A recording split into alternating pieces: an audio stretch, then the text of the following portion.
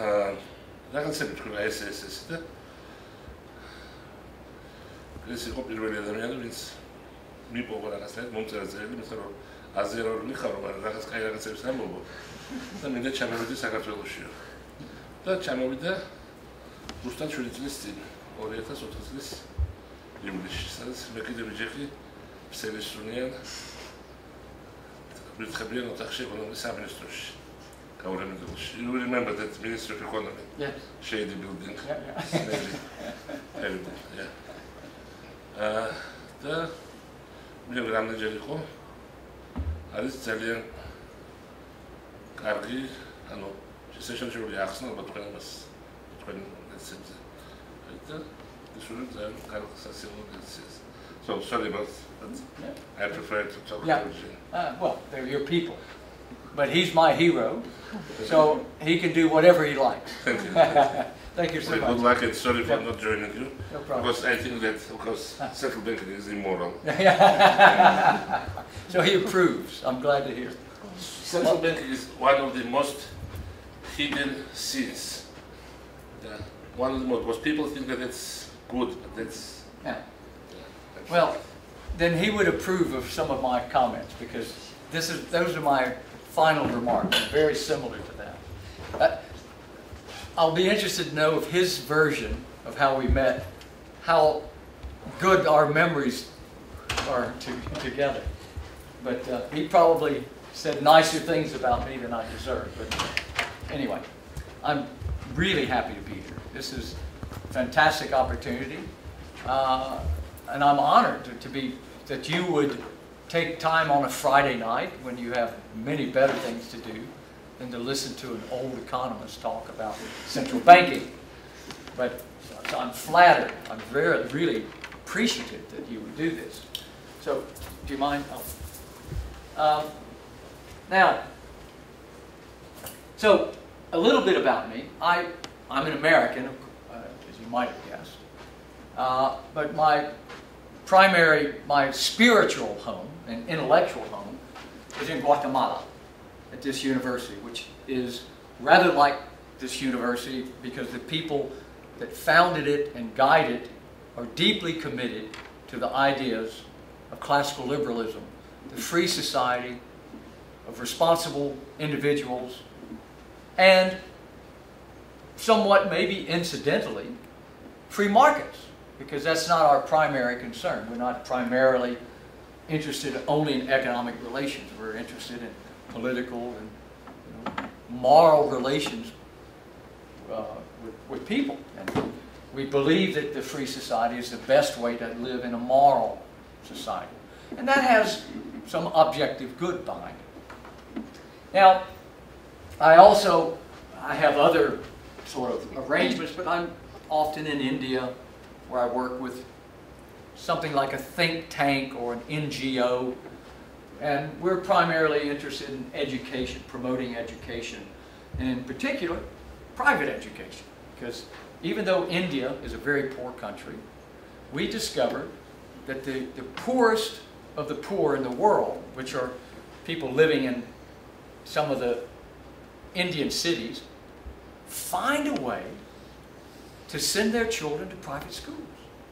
And the reason they do that is that the free public schools are so horrible and ineffective that even the poorest find a way to send it, and even some of them to buy them uniforms, which is, for me, it makes me almost weep to think that these people make such sacrifices to make their children's lives better. And these are desperately poor people sometimes. So I find all kinds of support for my ideas. And so I'm very committed to working with these. And I go and we have residential seminars where we bring good students like you together, and we have maybe 4 or 5 days where we talk about these interesting ideas. And it's a wonderful opportunity for me to meet young people, because it's young people who are so enthusiastic and they're looking for ideas and looking for empowerment. Some people look for empowerment through instruments of the state, so to elevate themselves at the expense of others. Other people look to be empowered with ideas so that they can join with others in a voluntary arrangements so that they can all be better off. And this, to me, is a much better way to live. And it's a more moral way to live. Now, the reason I keep talking about morality is that the economic arguments are very easy. Intellectually, the arguments for free markets were established as superior in 1776. And of course before that, but most, tangibly, if we begin thinking about modern economics, a way to approach what we call the economy, started with Adam Smith, and he won the intellectual debate, but we have to revisit it because new people are born. They don't know these arguments. They don't see the evidence as clear. So welcome. Thank you. Glad you could come. Hello. Nice to see you. So, okay, now, so that gives sort of a broad insight into me and the way I think. And again, feel free to contact me. I'm quite happy to interact with people because I have time and I care about these ideas. So we're going to talk then tonight about basically about money, how it's created, what are the consequences of the current arrangements, and then evaluate them in terms of economics and morals. So this is what I hope to... So what we'll do is we'll start with the functions of money, just so that we know what we're talking about. Now it turns out money is a very important thing. Without money, we couldn't accomplish as much as we would like. Hello? We cannot accomplish as much as we would like to. So money is as important to our lives as is language. And you have a very interesting and for me very complex language. Besides having a different text and it's very different. But think how valuable your language is.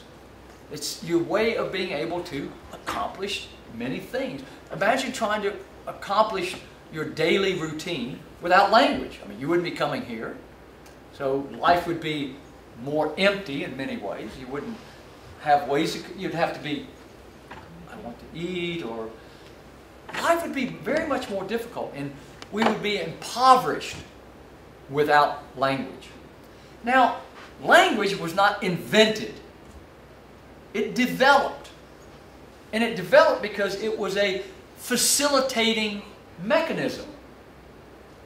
Right? And it has, as we find with your language, local origins.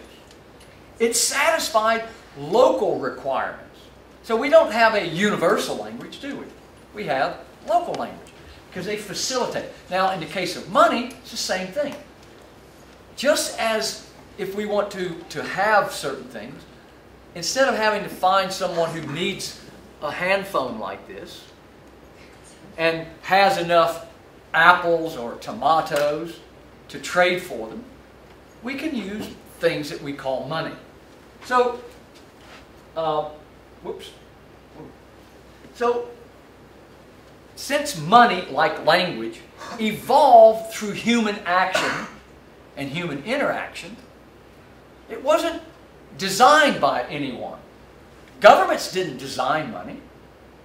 So, in my view, this gives us evidence that governments, there's no reason for them to claim that they should control it. It was never the design of a centralized mind. It was evolved through all of our interaction, just like language. And so similarly, I would say government should not try to control language. Although the French, for example, they have an academy, the French academy and the Spanish do, they try to purify the language. But what do? They condemn the language to irrelevance. A living language, one that responds to the individual users, is a lively language. And so French has become increasingly irrelevant in the world. Whereas living languages become much more expansive. Now, Okay. Now, what are the basic functions of money? Well, money is a medium of exchange. In other words, money should have a stable value so we can trade with it. Money is a unit of account so that we can use it to save. And money should be a store of value so that we can use money in order to expand future production by saving and then investing it. So these are these three things tell us how we jointly and individually came to develop a thing that we call money and to recognize. So what it could be is big stones. Some Pacific Islanders used very large stones with a hole cut in the middle. And now the problem was making change. I guess you could break off pieces of stone, but that's not what they did. Some people used dog feet as money, African tribes. In prison camps, people developed cigarettes as a form of currency. Problem with that is that they get consumed. It makes the currency somewhat unstable. Being in Georgia, I know that people in Georgia love to smoke cigarettes. But this would be a real gold standard. Imagine you're in a prison camp. You have very limited access to things. Cigarettes become very valuable commodities. They serve very well as a medium of exchange and a unit of account, but they don't store value very well because, But anyway, so we find that money can take many different forms, literally an infinite. In the early development of the United States, they used fish hooks or nails sometimes, depending on the community. So people are very creative, but something emerged that satisfied at least two and usually three of these functions. But again, we have to keep in mind that where's the role of government in all this? There's no obligation. There's no intellectual argument that specifies that governments must be developing this and providing it to us. So if we start with that skepticism about how did money emerge, because humans needed it, not because governments designed it, we shouldn't necessarily allow government to control it. But around the world, governments control money. But let's see what are the consequences of government control of money, because it's a universal phenomenon, right? Can you give me an example where the governments do not, in some form or another, control the money? Well, we're certainly right now in a situation of enormous monetary instability around the world. We see, between 1945 until probably the beginning of 1990s, we had a fairly reasonably clear idea about the dominant currency in the world, which was the US dollar. The US dollar was a store of value. It lost some value, but on balance, most people looked to it as a place to go if they needed to hold. Everybody recognized it. I remember when I would go to places in the Soviet Union, even though the English pound was a stronger currency, you would get a better exchange rate if you had dollars, because everybody recognized it. People didn't, the pounds, but everybody knew the dollar. And I remember I met, when I was in Damascus, in Syria, I met an Iraqi, and he showed me that he traveled with dollars. And I said, well, why dollars? I mean, why not Syrian pound? Well, because everybody knows what it is. So, but now, nobody knows what the dollar is, because they don't know what it's worth. And worse, they don't know what it'll be worth in a year or 2 years, because there's increasing evidence that the U.S. government is becoming insolvent. That is, It's getting closer to the point where it can no longer repay its debt. So, this leads to economic uncertainty. We have a global arrangement where almost every international transaction is denominated in dollars. So, I sell you this for this many dollars. You pay me this many dollars.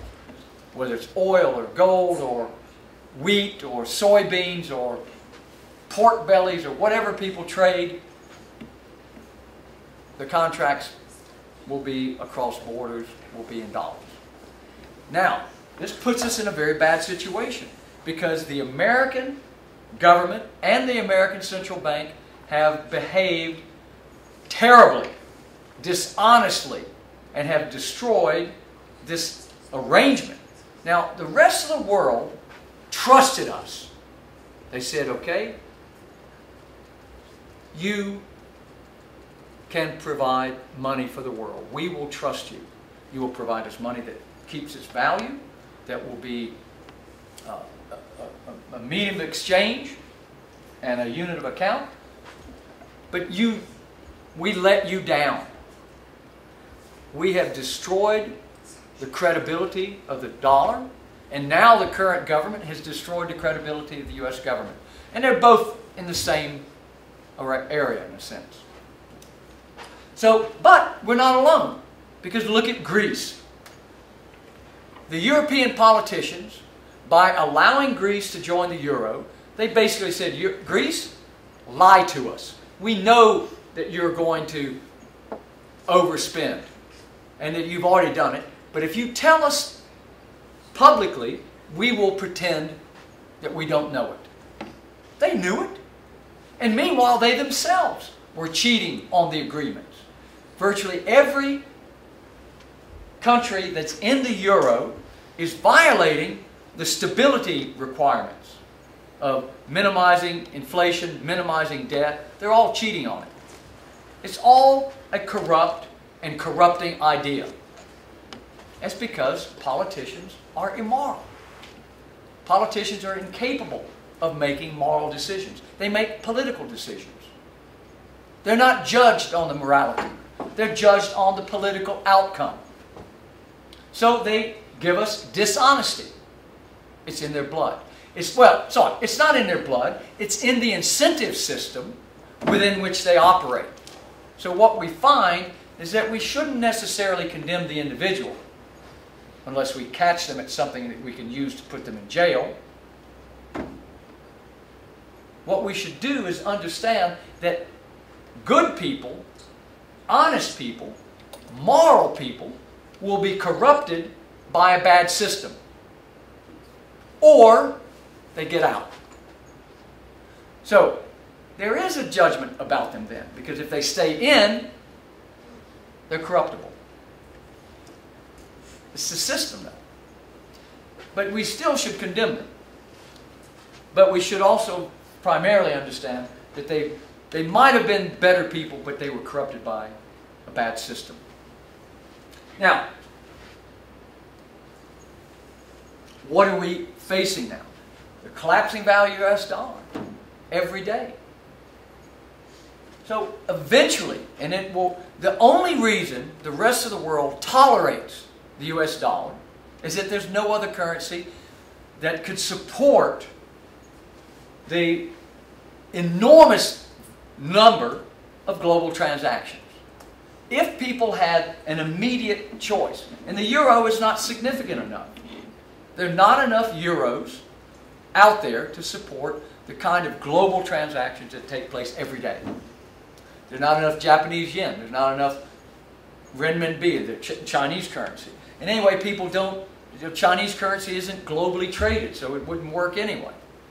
There's just no other alternative. So the rest of you are unfortunately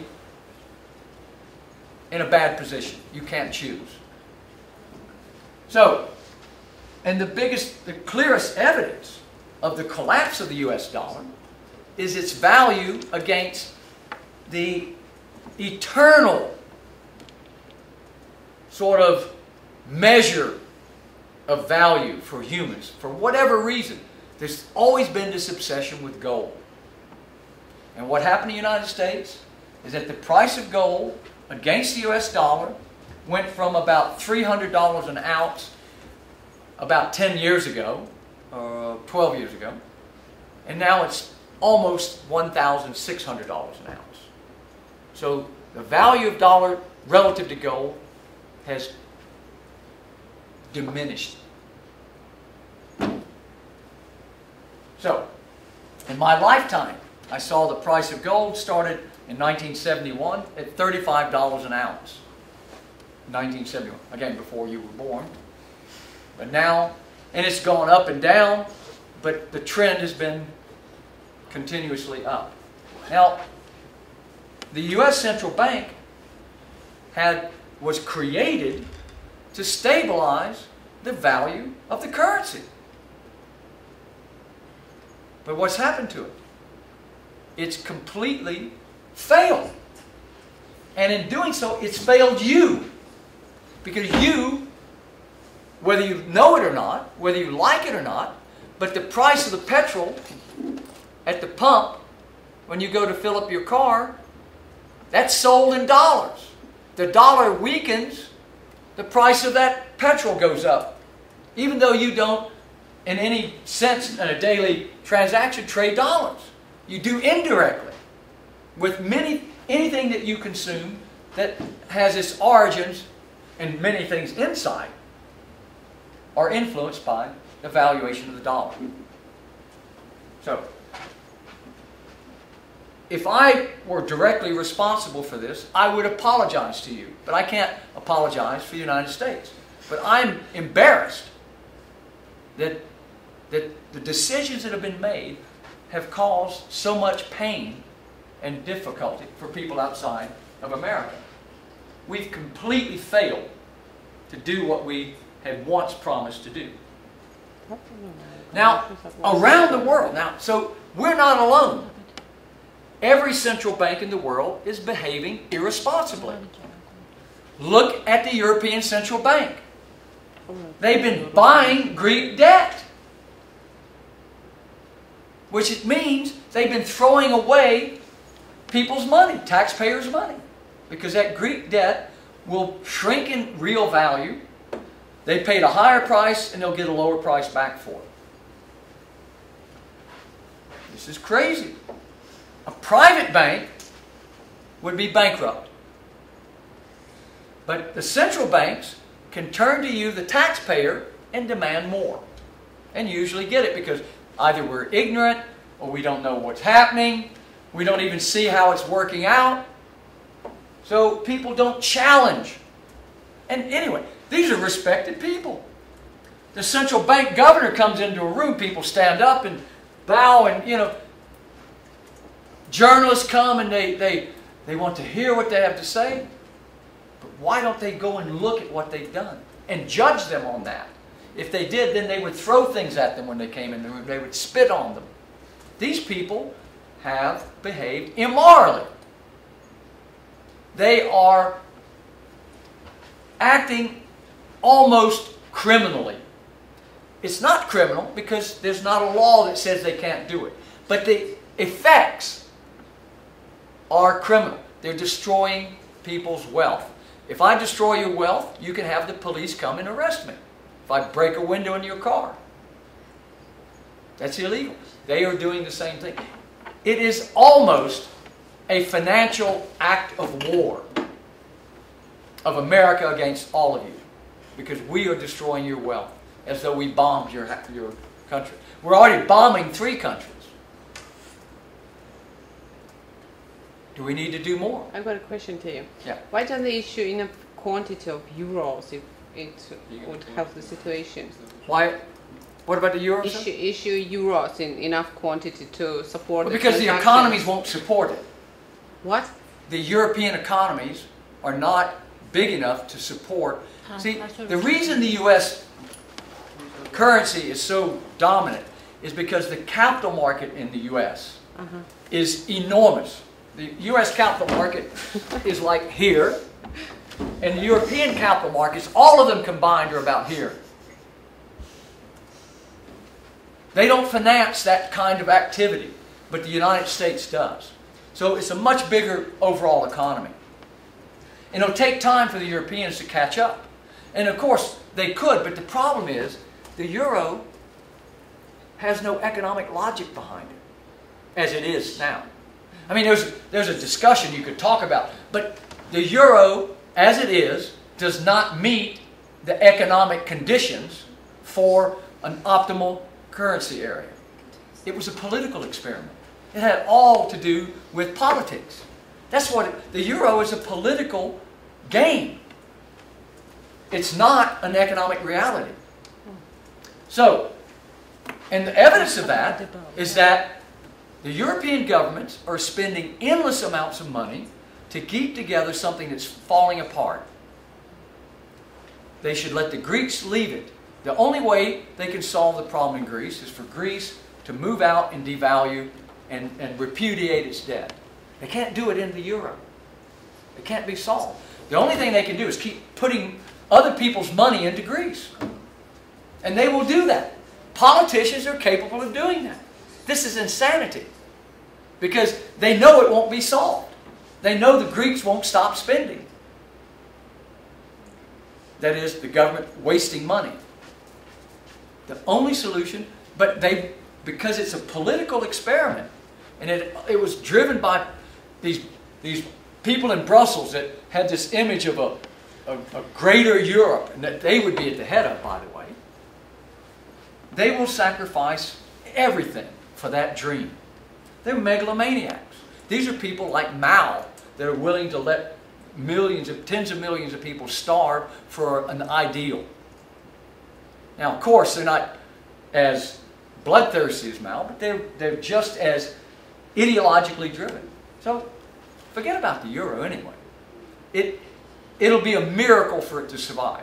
But the only way it'll survive is that the politicians have to be completely uncaring about their own people. But we've already seen that the Finns said, we don't want to give you more money. We save money, we work hard, we do the right thing. And the Greeks, they don't save. They're stealing the money. They're wasting the money. Why should we give them more? The Germans are that way too. Most Northern Europeans, they don't like this. This is corruption. This is waste. This is dishonesty. Why give my money that I worked hard for that? So this is a political experiment. And it'll be interesting to see how it plays out. So they're pumping money into economies. Now they're doing it because of economic theories that say that's the right thing. But almost all of the proposals for solving the economic and financial problems of the world today, every one of the proposed solutions, the ones that they're all following, are 180 degrees in the wrong direction. So what are all the governments in the world doing? They're bailing out financial institutions. In other words, they take taxpayers' money to give to financial institutions that are privately operated to keep them functioning. Instead of letting them bankrupt, releasing the capital, and turning it over to other people who could use it more productively and more honestly. They are expanding government deficits. In other words, governments are taking over more of the economy instead of reducing government spending so that the private sector would then be in control of those resources and would use them productively, efficiently, and honestly. Because if you're dishonest in the market, people don't work with you. If you're dishonest in politics, people want to know you better because they want to know how they can get something out of you. Big difference. Now, there are also governments, they're pumping money into the system. Just the wrong thing. Pumping money into the system is what got us into the problems that we're in now. So we had artificially low interest rates, which meant people stopped saving. When interest rates are low, you stop saving. In fact, you borrow to buy stuff. So people became over-leveraged with very high private debts. And asset prices went up because people were able to buy things. So in the United States, Romania, for example, lots of other, Spain, they had property bubbles. So asset prices were far overvalued. And so what do governments do to try to fix that?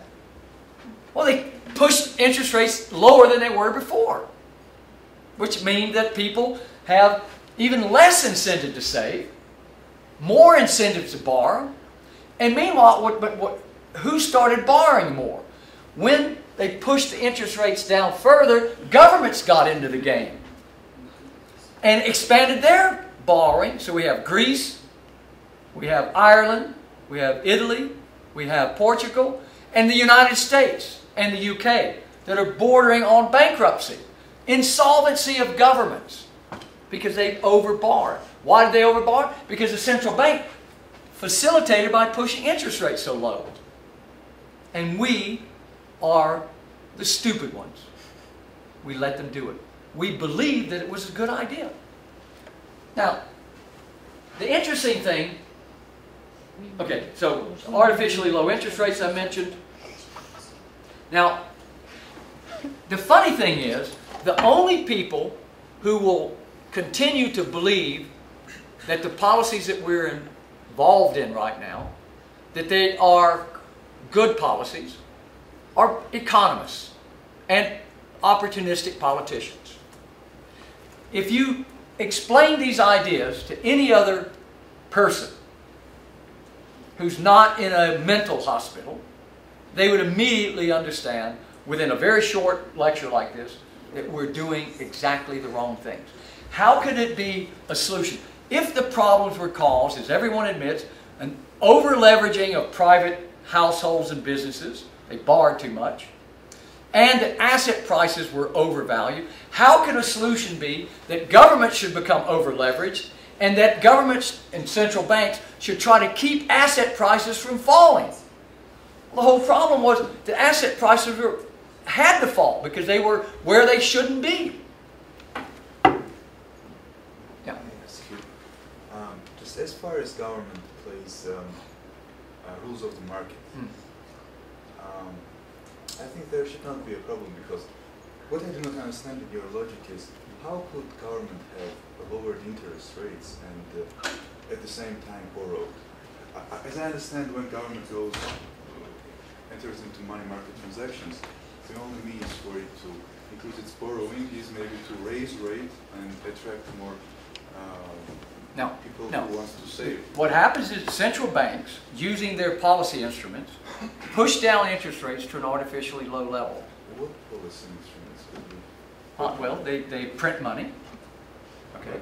Interests. Pardon me? Well, because interest rates are the price of money. So if you talk about potatoes, if you increase the supply of potatoes, what happens to the price of potatoes?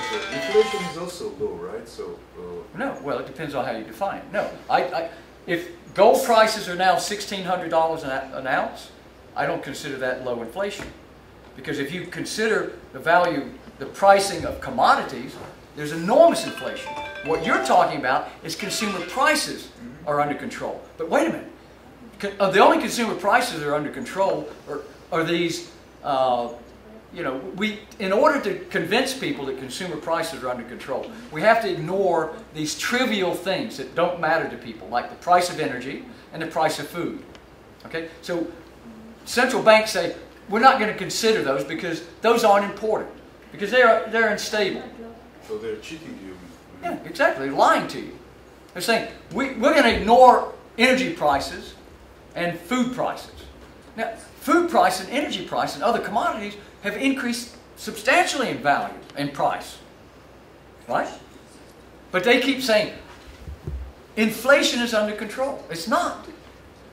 It's only under control in the minds of central bankers. Anybody else that is not a PhD in economics and not a central banker can immediately see by going out in the marketplace that prices are not under control. So this is a big confidence game. So what's happened is that using these policy instruments to expand and to cheapen credit, the other way they do it is that now the banks, the commercial banks, the private banks can borrow from the central bank at a very low interest rate. Now, banks, private banks, are in business to make money. They borrow at a low interest rate to lend at a higher interest rate. So, this is a way of printing the money. It's an indirect way. The commercial bank creates the money by making a loan. It becomes a demand deposit and it circulates in the economy. Because the pieces of paper that we have, this is a fraction of the total money supply. The bill, the notes, usually in most economies constitute maybe about 20 to 25% of the money supply. The money supply includes bank deposits. So this is what's been expanding. So now, the primary beneficiary of these low interest rates have been governments who've been able to borrow at extremely, because the central banks, like in the United States or the European Central Bank, have been buying government debt. And the commercial banks have as well, because it's low risk. Think about it. I'm a businessman. I've got this great idea, but banks know that great ideas don't always work. There's a lot of failures of businesses. Now, so it's risky to loan to people. Now, if I get money from the central bank at 0.25%, which is what in the United States a commercial bank can borrow at less than 1%, a quarter of 1%, then they can turn and buy a government bond at 3.5%. No risk. It will be paid. Now, if I loan it to you, even if I ask you 15%, what if you go broke? What if your business blows up? Well, that was a risk for the bank, you know. They lose money. So what's happening now is that commercial banks are no longer lending to private borrowers because they make too much money lending to governments. And the central banks are also borrowing from the governments, which is why the central banks cannot raise interest rates. That's why they have to tell you there's no inflation. Because if they say, okay, inflation is high, and the solution to high inflation is to raise interest rates. If they raise interest rates, governments go bankrupt. This is why Greece is having trouble. Greece cannot pay off its debts at those interest rates. In the United States, if the interest rate went up to only 1%, the amount of increased payments that the U.S. government would make would be greater than the entire national income of Georgia for a year. Think about it. Everything that's produced in this country would be would not be enough to pay for that little bit of increase in the interest rate in the United States. That's crazy. Yeah.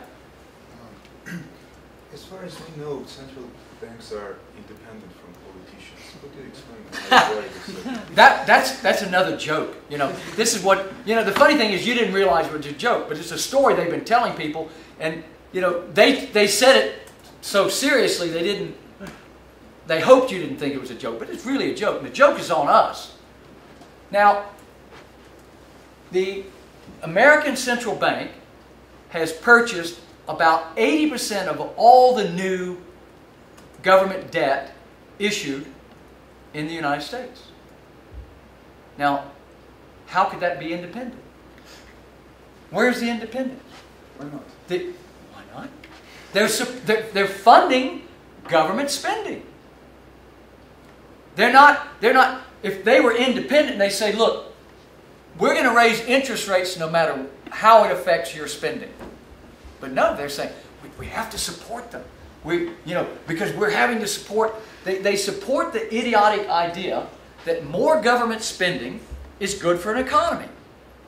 And in fact, any of you realize that when you give more money to government, you have more inefficiency, you have more corruption, you have more waste.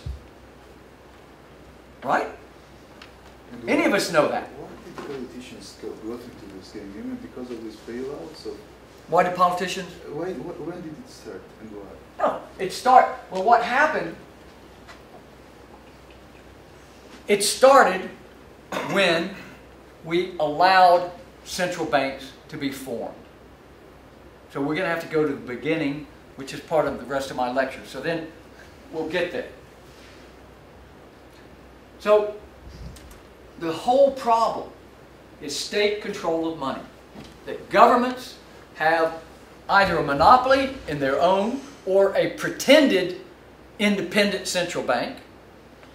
I mean, this is a very popular discussion. I remember, years back, there was, because the Bank of England was being driven by the finance ministry in the UK, and all these other, of course, military governments. The central bank was an arm of the government there, and it was supposedly, we entered into a modern era of central banking in the 1990s, where central banks finally became independent.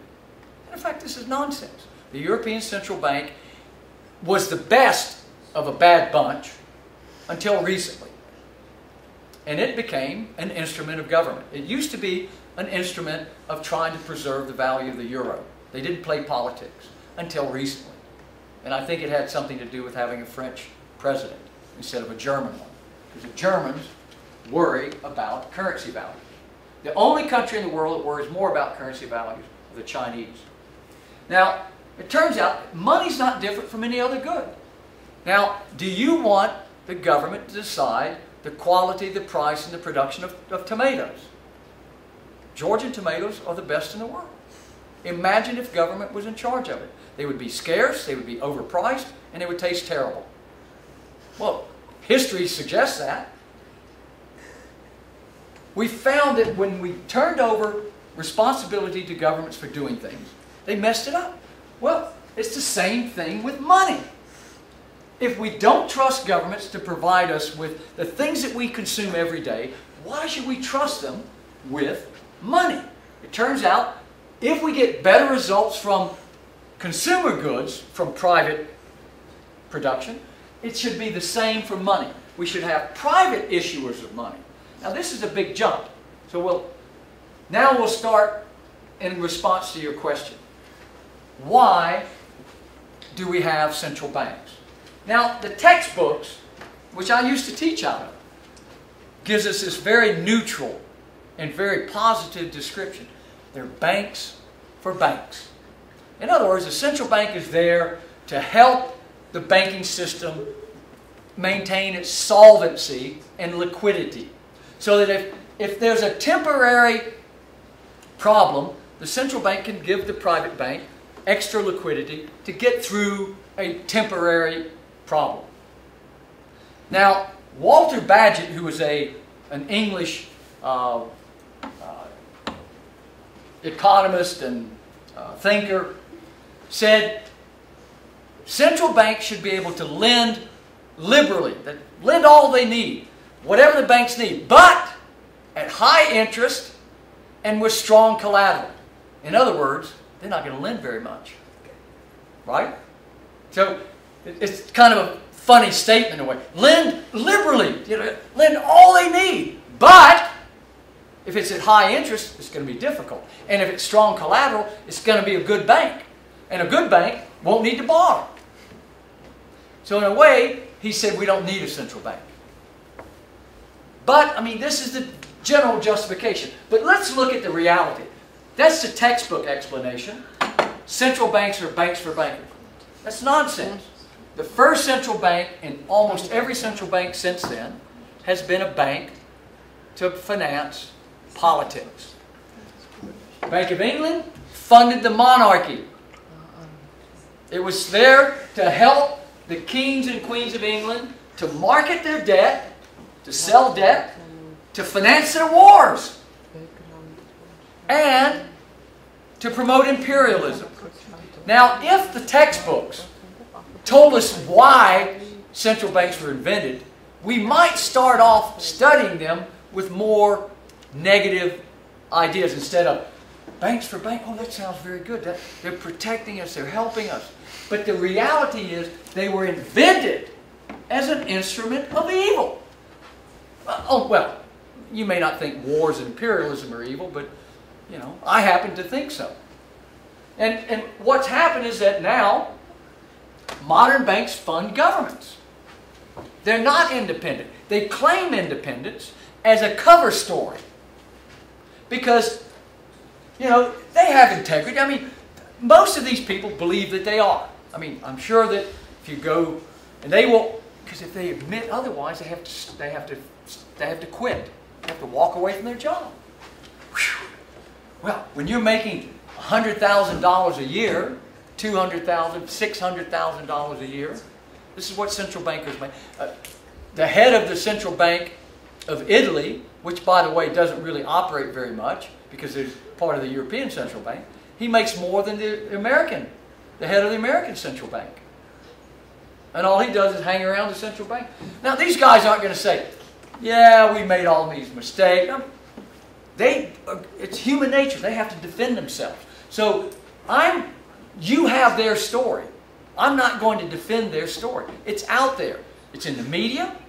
I'm giving you a different interpretation. So I'll defend my position and not theirs. Now, what are the problems with central banks? Well, the problems that we have now, which is maybe also what you were thinking about. Now, I believe that all of our problems started when central banks started. The most recent problems, the current instability we have now, you can go back to 2007. Now in 2007, about in July, they were beginning to see problems with liquidity on the global capital markets. In other words, people were beginning to say, whoops, we've gone too far. And people were beginning to withdraw capital in order to put it in less risky assets to preserve its value. What that would mean is that interest rates would start going up. And what that would mean is that people would start behaving more responsibly. Because when interest rates go up, you're much more cautious about where you commit your money. Because it's more painful if you make a mistake. So what do central banks do?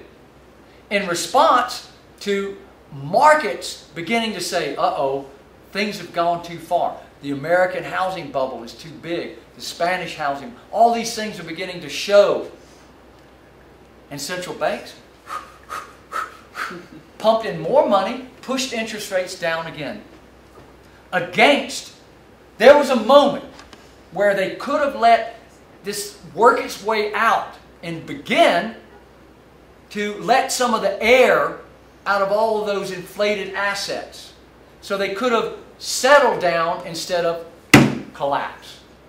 So what the central banks did was set up this situation.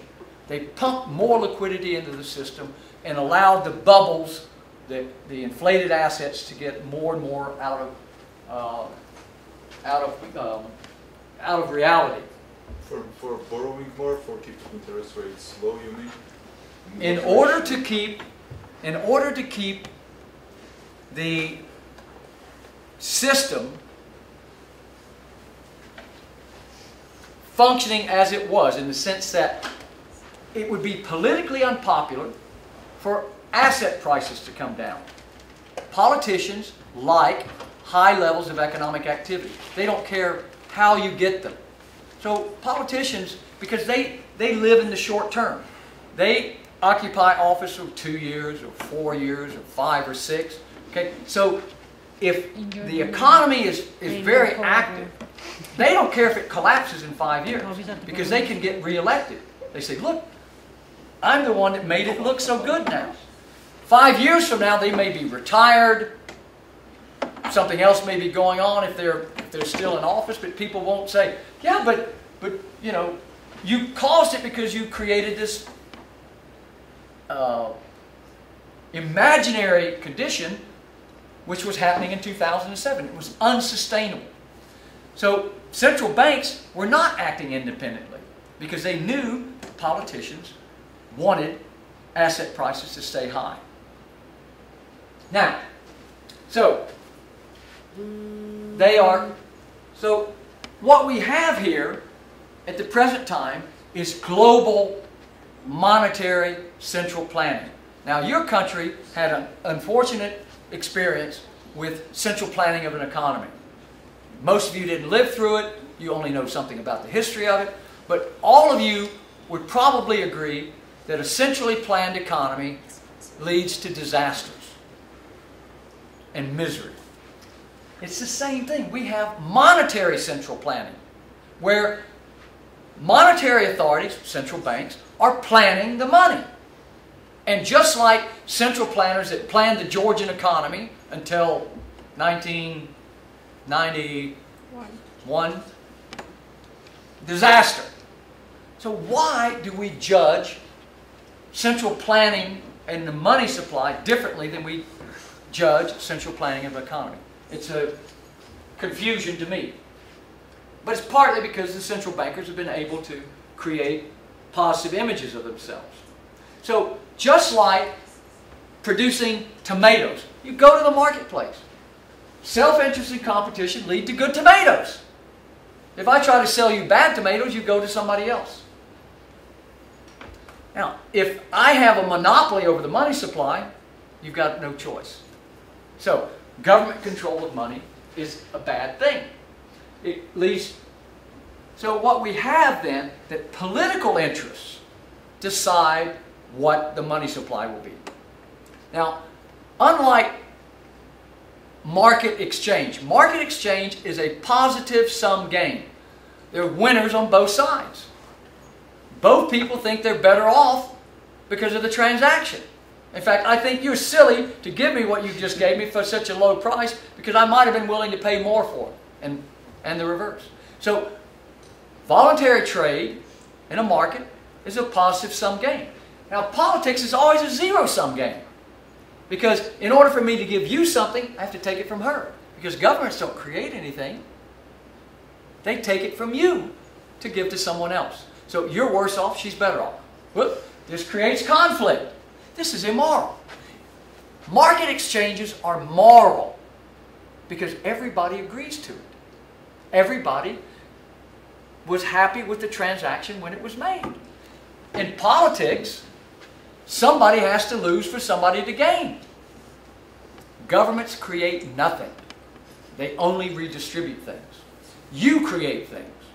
You give them an opportunity to extort or exploit or expropriate things for their political purposes. May I ask you, with regard to governments doing nothing, just could you also speak a little about maybe monetary politics? Because as we learned here, fiscal politics was a zero-sum game, as it appeared to be. However, some economists did argue that monetary politics might be a positive sum game.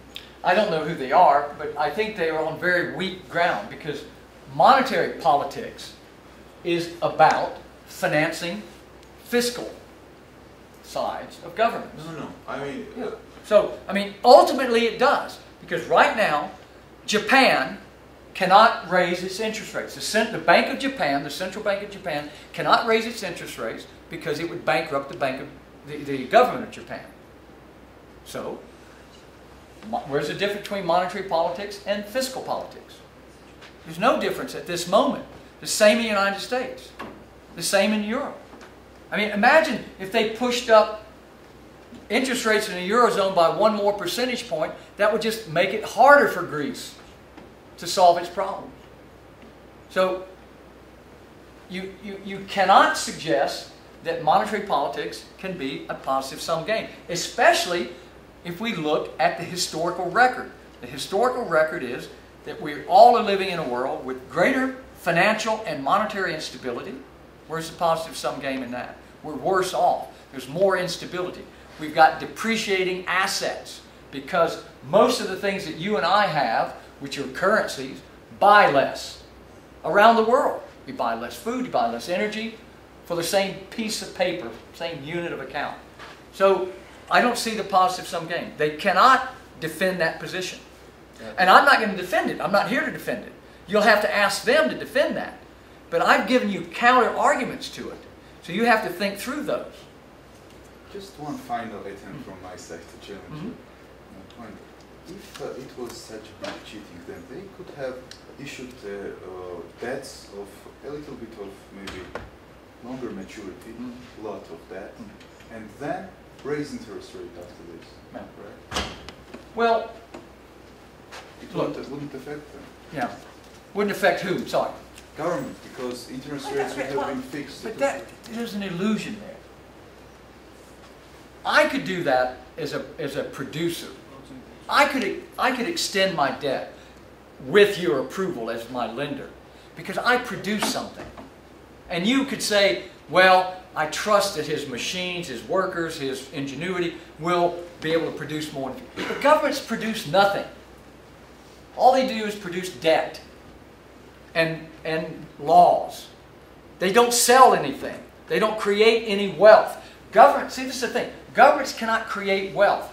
I, as a private producer, create wealth. Things that can be taxed, things that can be used to repay debt. Governments don't do that. All governments do is expropriate from citizens, taxpayers, their wealth. Because governments create no wealth. They can't. It's an impossibility. Even if they produce something, if governments have a productive activity, they had to get the resources from the private sector to do that. So it's only using private funds to get it done.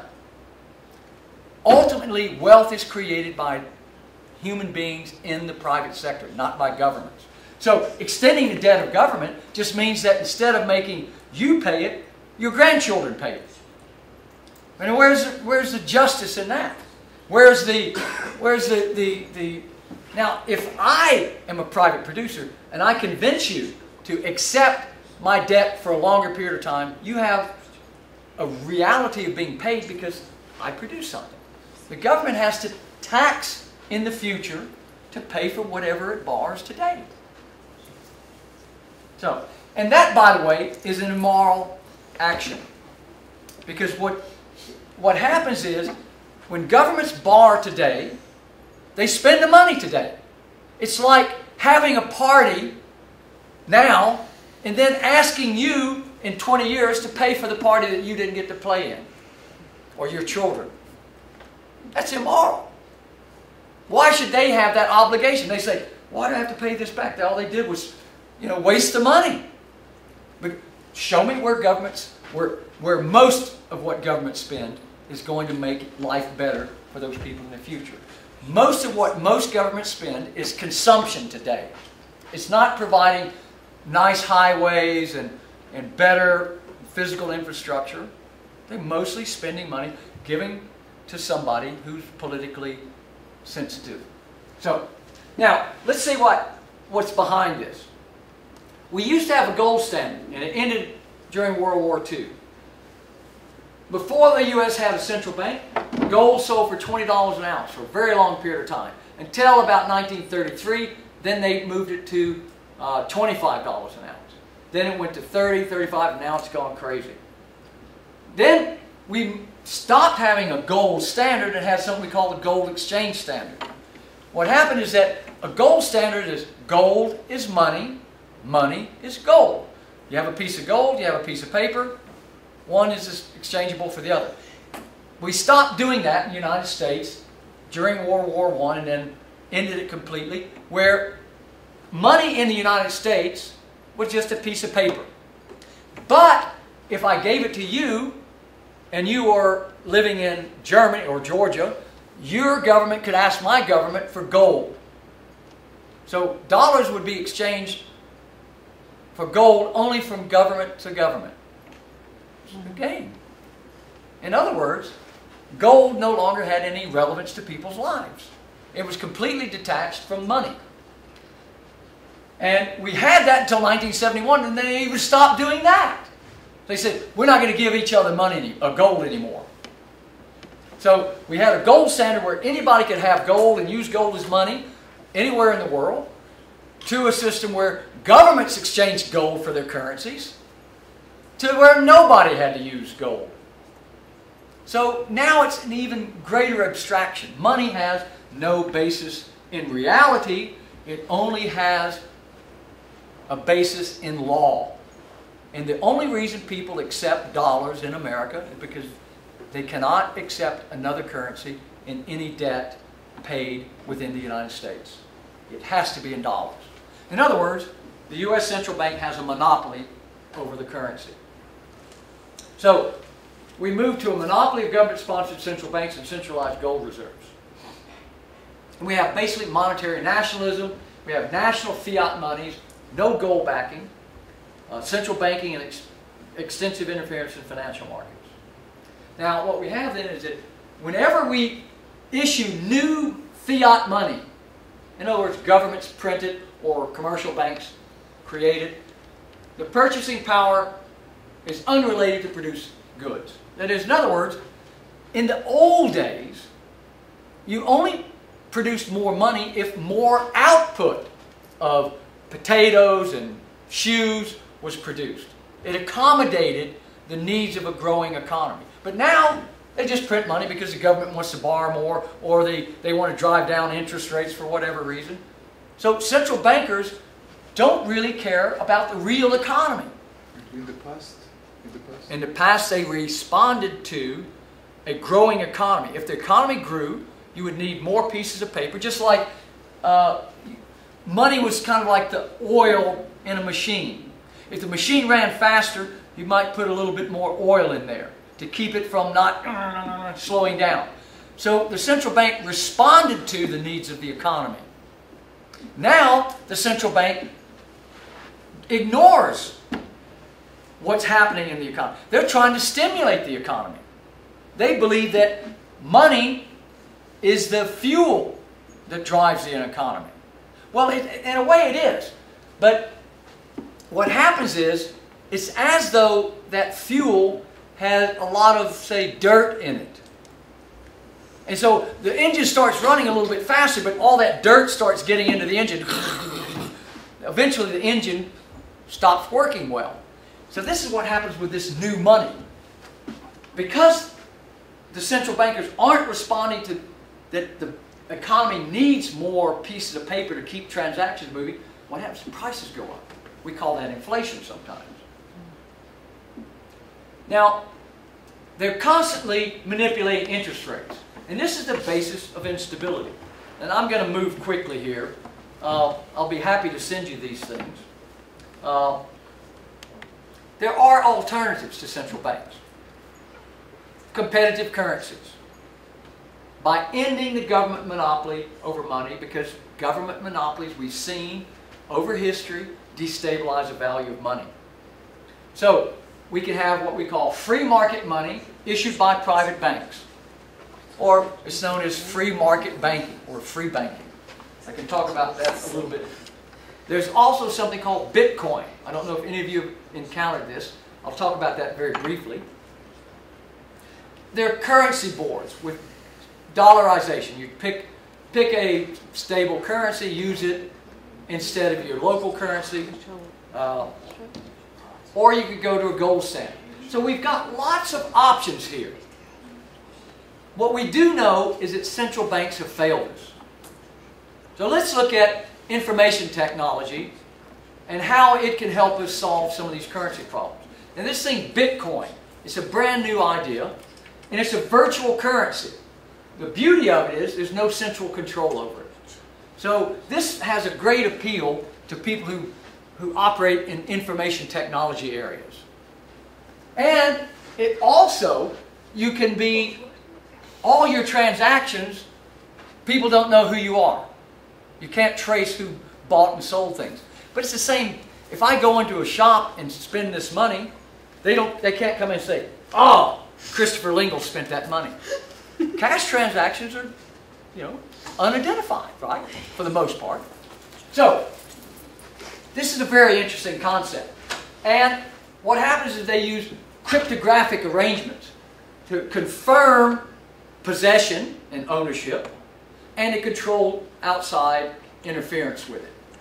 So, when you transfer, if you buy or sell something, a coin is transferred to you with a specified value to a new owner, and it's identified by a public cryptographic key.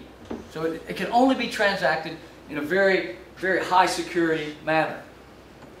The recipient has a strong incentive to ensure that the same coin, so if I'm selling to you, I want to be sure you can't use that same coin to buy something from her. You can't do it with cash, because once you give it to me, But people say, but, you know, what if he quickly sells it? Well, the thing is, the recipient, I'm the recipient.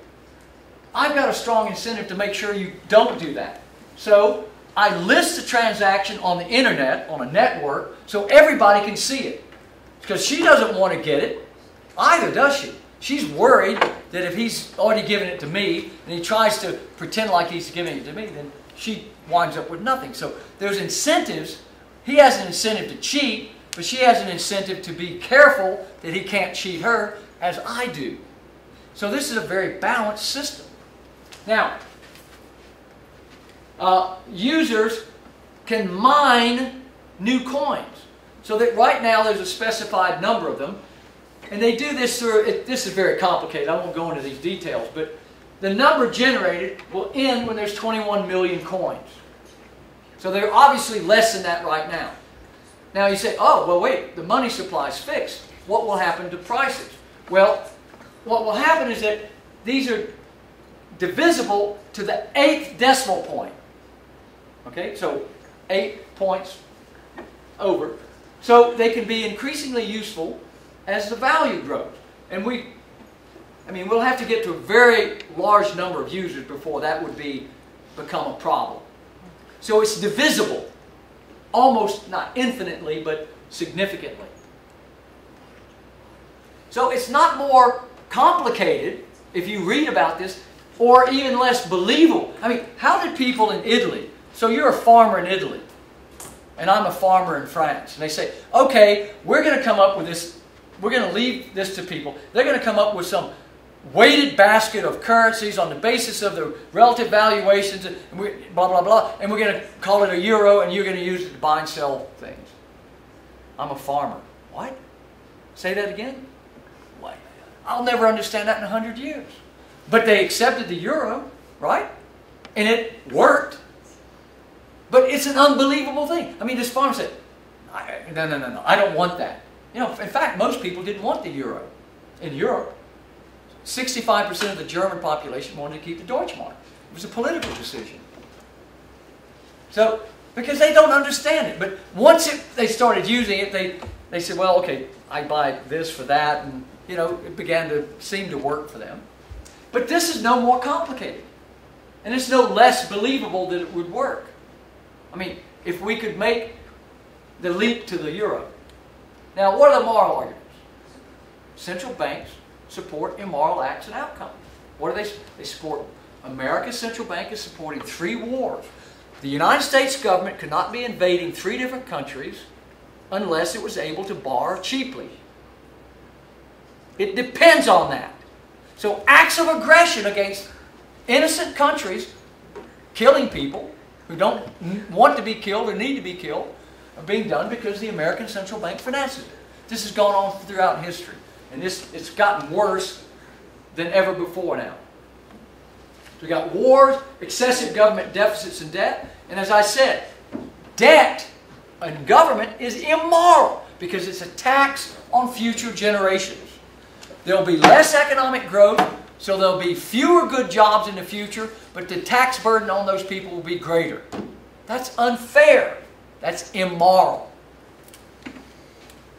Or to support bad policies. I've told you the euro is a bad policy, and they're willing to spend whatever they need to keep it going.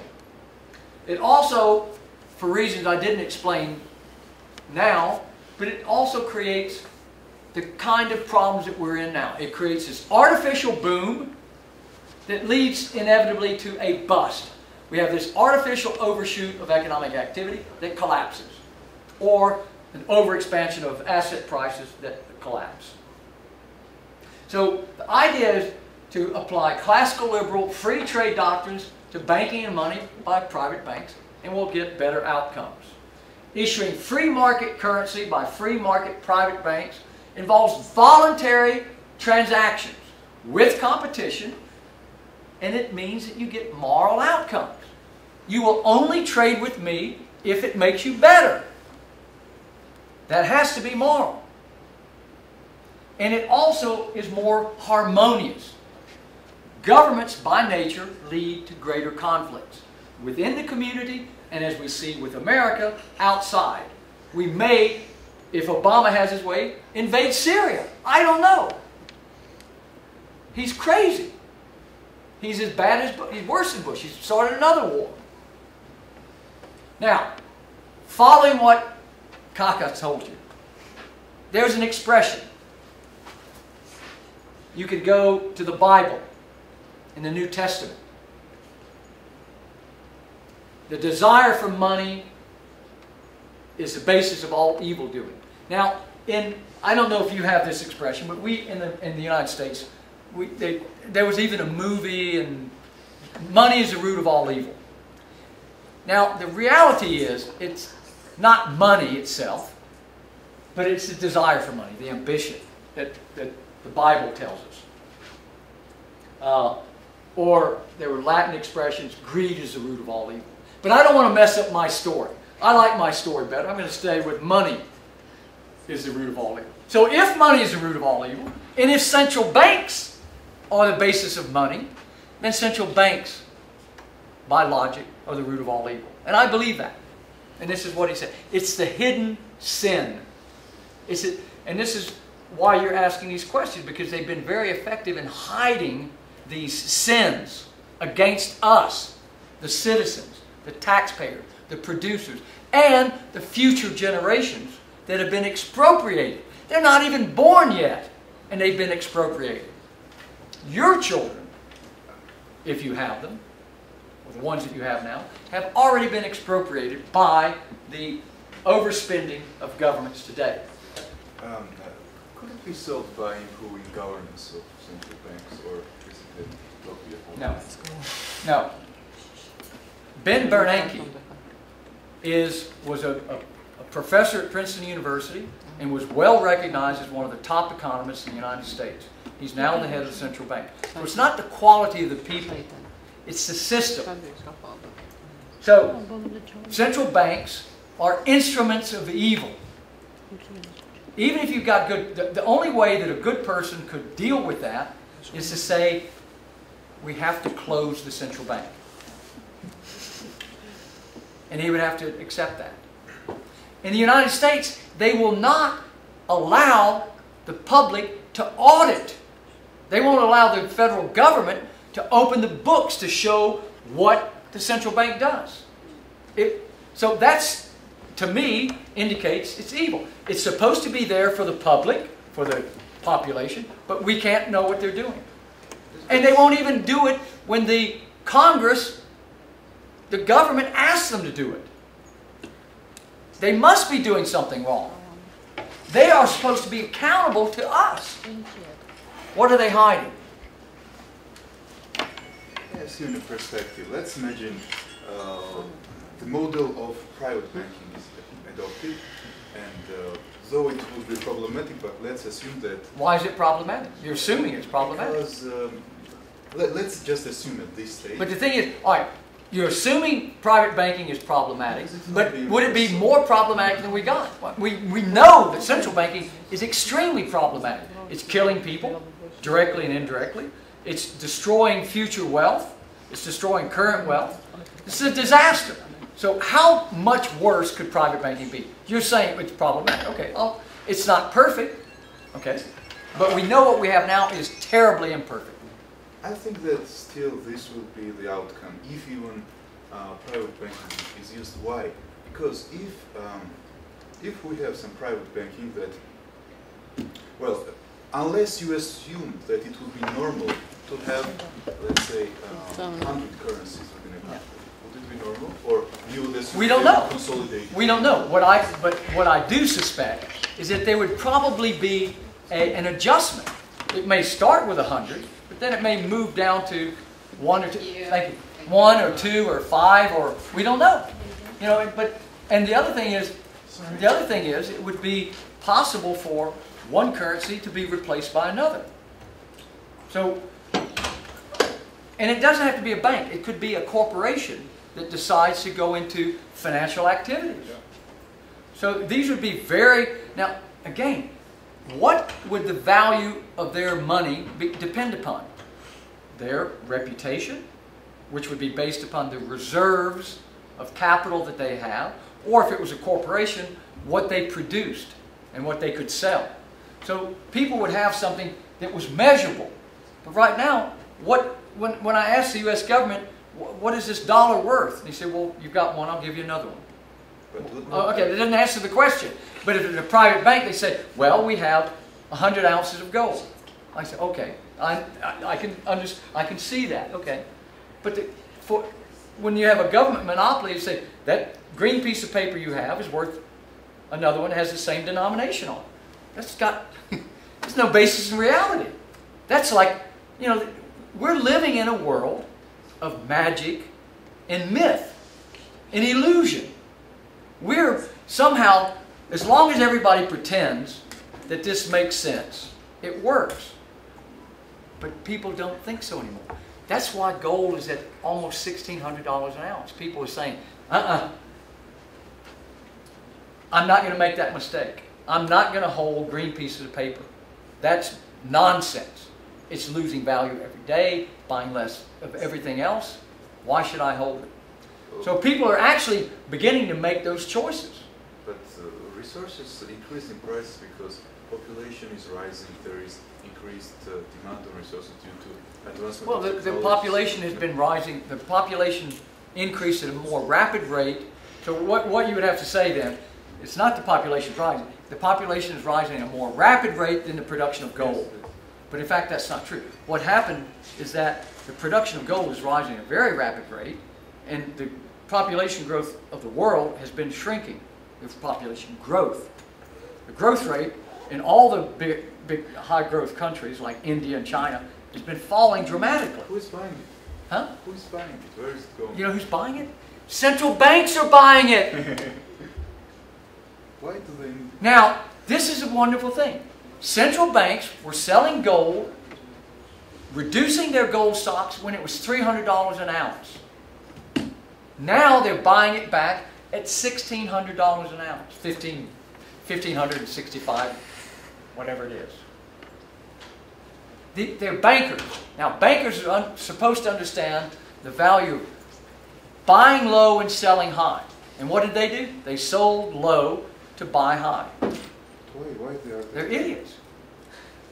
But They destroyed, well, because they woke up one morning and they said, what we've done is destroyed the value of currency, so we need to accumulate more gold stocks to try to regain some credibility. But it's capitulation. That means end. Pardon me? It means end because it will ultimately lead to, if they. Well, I know, but they're not shrinking the money supply or replacing the money supply with that gold. They're just using it. I don't know. There's no reason for them to have it, really. There's no reason for. I mean, why does the central bank need? Because nobody can take money and ask for gold for the currencies. But if there was no central bank, then I mean, Then we would have private banks, would not have increased as we have had in through history. We've had many examples of successful private banks. The problem is people don't study it. Why would you study it? Because you've been told that central banks are here to do good. Central banks are here to help us. Everybody has this sort of positive view of central banks. Most people. They don't know enough economics. They don't know enough history to judge it. Now, this discussion that we're having is not a discussion you have with your friends over beers and food or with your family. These things are not discussed. So it sounds very radical to you simply because you haven't been around people that look at these things. And the central banks have a very strong incentive to keep you believing that they're doing the right thing. Just you told about the alternatives, but they're not that convincing for me. I would not invest all my saving into not government issued currency, but currency that is issued by some guy who owns a bank. Well, what if the guy Unless said, that guy is regulated. when you deposit in my bank, I give you the equivalent in gold What if he does? for that deposit? Well, no, he does. He says that's what he does. But there should be some regulation. Why? But the market can look. Regulation can take two forms. You can have government regulation, or you can have self-regulation. Now, most markets, most of the time, are self-regulated. The market for tomatoes, the government doesn't say how much tomatoes will be, right? You and I do it through negotiation. And I buy from you based on reputation. I go to, many people go to the same seller because they trust them, they know them. And the same would be with a bank. I deal with you because, and probably what would happen is these banks would start as local banks because you would know the person maybe personally, or at least know them by reputation. And, in most places and you know how they do business. Now, if you only know dishonest people, that may be a problem. But I happen to know honest people that I trust. I have an auditor, so Huh? I have an yes, but still, No, government so cannot this is run what away. happens. Government cannot run away. That's a big confidence point. Whereas They do run away. They run away. They're buying gold with your money. They're running away from their own money. They run away. The same thing is that, what you're worried about is that the bank will not be able to give you as much back as what you gave them. But this is what happens every day. The currency value is being depreciated.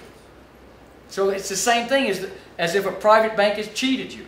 The difference is you can fire the private bank and go to her bank. You can't fire your government. You either have to immigrate, stage a coup d'etat. You don't have many choices. But with private banking, you have many choices. And I, for one, whether it's for tomatoes or for money, would rather have more choices rather than less choices. And I certainly would rather have more than one. Which, as long as you have a monopoly in the hands of government, you have no choice. is it possible? I mean, there are natural monopolies, right? There are some. No, there's no natural. I don't believe in natural monopolies. Natural monopolies is, again, a confusion that passes for logic. Because a natural monopoly is based on faulty economics. It's a basic concept that doesn't hold up in terms of the real world. Because if you say that telecommunications was a natural monopoly, that used to be what they used to argue. But technology said, no, it's not. Where's the natural monopoly in telecommunications today?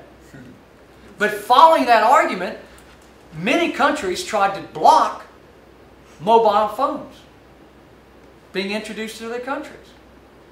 So they said, well, we believed in natural monopoly and we invested all this capital, and now you're going to destroy all this. So what happens is it's an instrument to block progress, the whole natural monopoly argument. And you know why?